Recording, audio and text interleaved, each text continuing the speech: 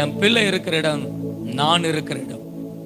அதனாலதான் திரும்பவும் சங்கீதத்தின் புஸ்தகம் 132:14 வாசிக்கும் பொழுது, அல்லேலூயா, இதோ என்றென்றைக்கும், அல்லேலூயா, சீயோனை பார்த்து, தாவீதின் கோட்டையை பார்த்து, எருசலேமை பார்த்து, தாவீதின் வீட்டை பார்த்து ஆண்டவர் சொல்றாரு, இதோ, அல்லேலூயா, இது நான் என்றென்றைக்கும்.